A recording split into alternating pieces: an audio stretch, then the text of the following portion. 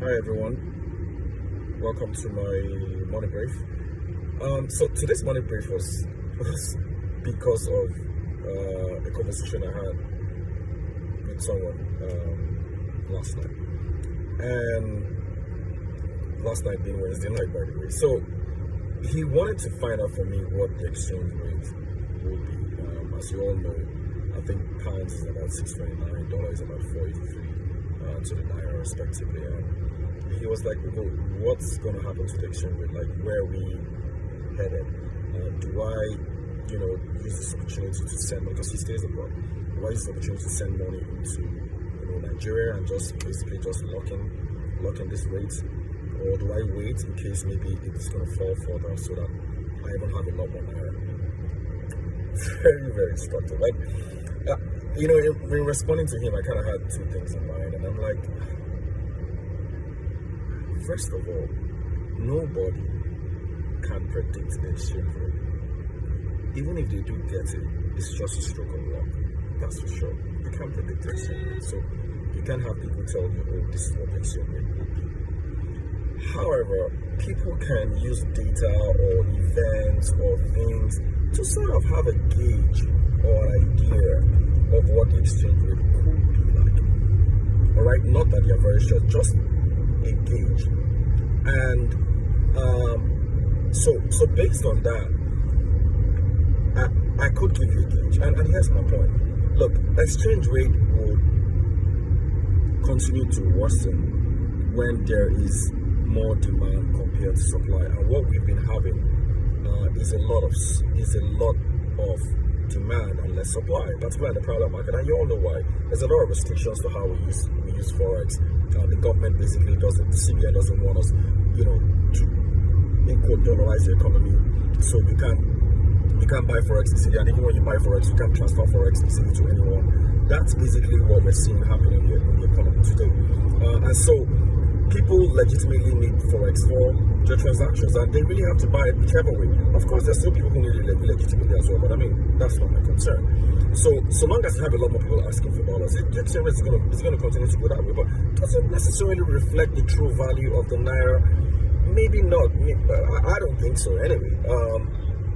And I say this because all it takes is for the CBN to just pump in $1 billion in the market, and you're going to see it crash. It's going to happen like that. Now, is it going to be a sustained crash, or is it going to go back up again? You all remember that it dropped up like 410 or so, or 420 sometime in August when the CBN sold. So it could happen again. Now, for the exchange rate to remain sustained, you've got to have sustained supply of forex into the economy, and I don't think that the CBN is in any mood to do that now. And think about it, are people traveling that much? How many people are traveling? I think KLM and Air France just said they're going to come back in a few weeks' time. So who's traveling? Airlines full? As business activities really come back full, right? So where is all this demand basically coming from? Right, so from the CBN's point of view, there's really no incentive to want to pump in forex into the market. So that's why they really don't care about what's happening at the moment. But at some point, they're going to care. And it's at that time that we start to see the true reflection of what the exchange rate could be, or of what the real exchange rate is for Nigeria. But what I would always say to you is there's some things that you need to track and you need to follow. One, oil prices. If oil prices is going up, the exchange rate strengthens. Okay? Nigeria naira gains. Fact. Two, if the world, the economy, that's the global economy, is growing or is returning, or people are coming back, right, to normalcy or whatever, then that could be positive for Nigeria, because it means trade will come back, and then you'd expect foreign investors to start to come back to Nigeria to do their businesses. And when they're coming back, they're bringing in dollars. So that one, fact, right.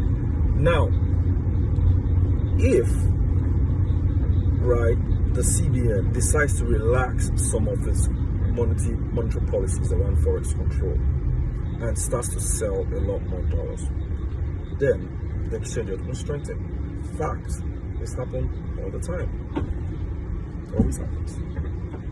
On the flip side, if oil prices crash or starts to fall again, then exchange rate will crash. No two ways about it. If, like we heard recently, the militants come back and start to bomb, then it's very likely that the exchange rate will crash. Fact, go to 2016, 2017. That is what happens, because when the exchange rate falls, then we can no longer afford to supply or to produce as much oil as we used to produce. And then when we can't produce oil, we can't export oil. And when we can't export oil, our foreign exchange earnings reduces. Fact. So if that happens, then expect the exchange rate to depreciate. If oil prices crash, like I said, expect it to depreciate like it did in March because of COVID-19. If the economy, global economy, like I said earlier, comes back fully and people start to walk again and people start to go about because vaccines are now everywhere and people can now buy it and people are no longer afraid of COVID-19, foreign remittances, that's our brothers and sisters abroad, they continue to send money into Nigeria. And when that happens, exchange rate will strengthen. Fact, Nigeria gets about $5 billion monthly from foreign remittances. Sorry, quarterly from foreign remittances. Quarterly, I beg your pardon, quarterly from foreign remittances. That is huge. So we get over $20 billion. It dropped last quarter to about $3 billion, one of the lowest ever in a quarter, because a lot of Nigerians lost jobs. And even those who had jobs decided to keep their money with them. So, fact, again, so these are the things that you look at, but don't let no one tell you that they know what's going to happen to the exchange rate, because nobody truly knows. And for you, if you want to send money into Nigeria, or you want to do something with money and trying to get the exchange rate, I think for me, what I would typically say is that it only just depends on your timing. If you're not in a hurry, right? If you're not in a hurry, because then you can play the waiting game and then see how it goes, because it's all about waiting game. It might work for you, it might not work for you. But if you really need to lock in a price or lock in an asset or lock in a purchase, I don't know what you're waiting for. Like, are you waiting for Jesus to come back? Just do what you need to do now, right? But if you're not in a hurry, then you can wait. But personally, I think that at the current prices we're seeing, right, if you really want to bring in money into Nigeria, I think you got to start doing it now.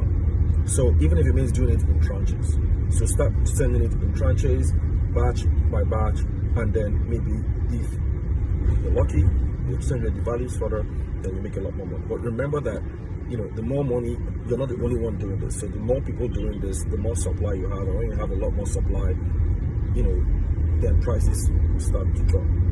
So that is it on exchange rate for this morning. I'm super tired of talking about this topic, but I know it's important to everybody. If there are questions you have, drop it in the comment section. I'll try as much as possible to respond. Thank you all very much and enjoy the rest of your week. Bye bye.